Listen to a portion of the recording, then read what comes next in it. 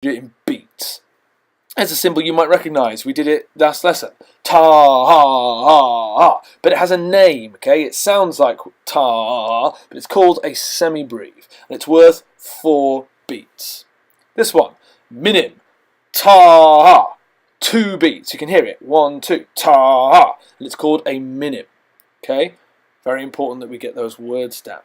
So here's a question then. How many minims would you fit in one semibreve?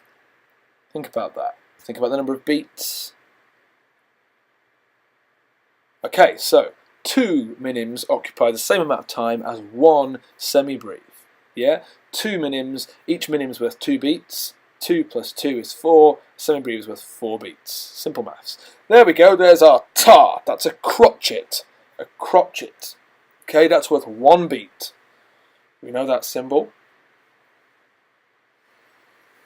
Okay, so same kind of thing. How many crotchets could you fit in one semibreve?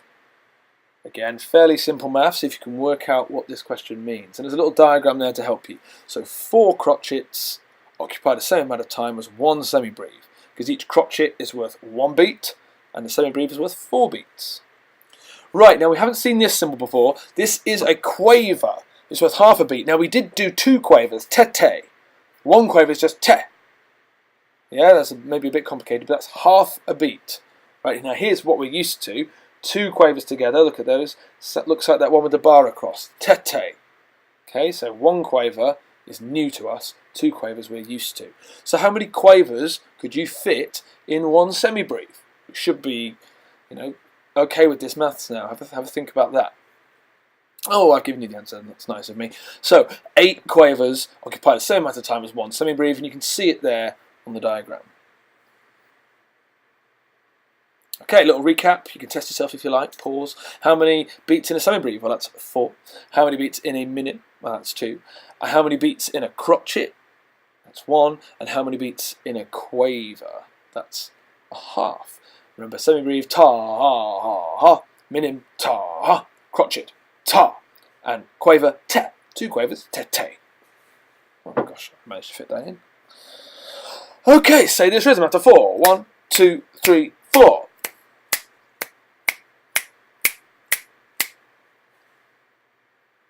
Say this rhythm after 4. 1, 2, 3, 4.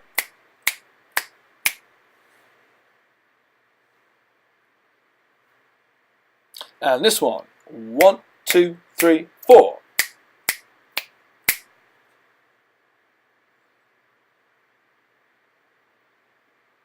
And this one. 1, 2, 3, 4. There we go. And there's a little extension question at the end there. Think about that, if you know what a bar is. Okay, so that should have been ta, ta, bit fast there. So bad, Mr. Coffin. And this one should have been ta, ta.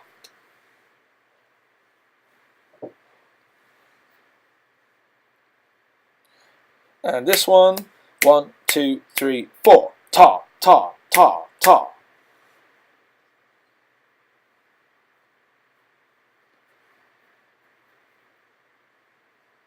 And this one, 1, 2, 3, 4. Tete, tete, tete, tete.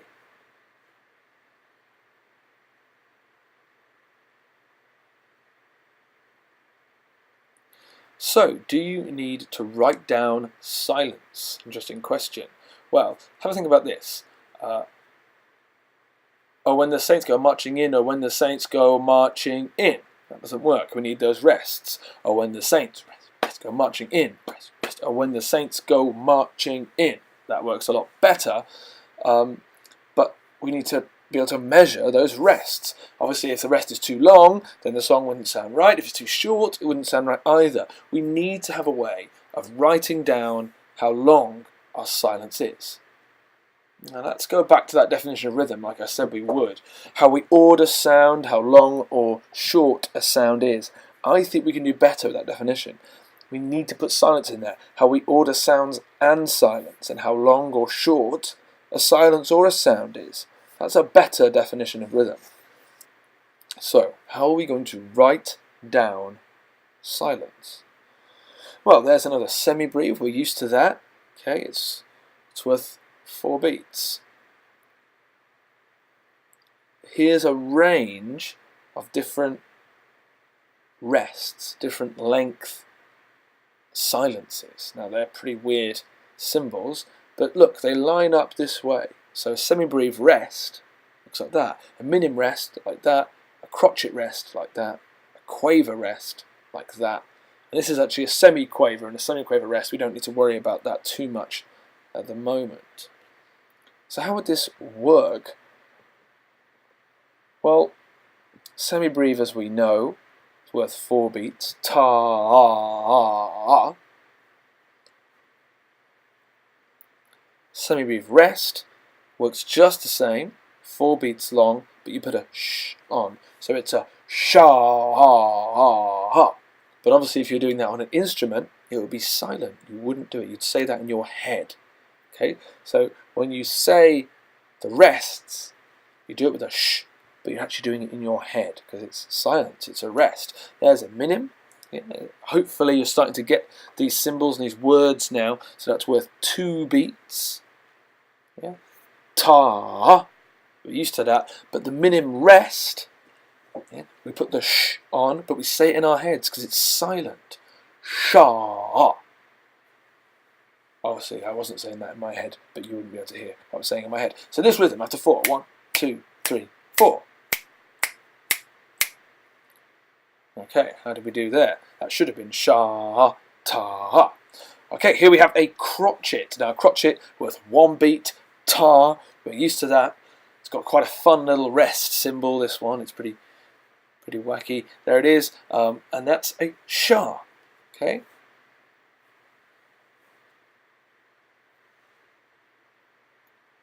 Okay, so this rhythm. 1, 2, 3, 4. Put some words in to help you there. That was nice of me. Sha, ta, sha, ta. But the shas, remember, are in your head. They are silent. And the quaver. Yeah, a single quaver, not quite the same as what we learnt last lesson. We looked at 2 quavers last lesson, but it's worth half a beat on its own. Te. Quaver rest, like a little 7 with a blob on the end. She.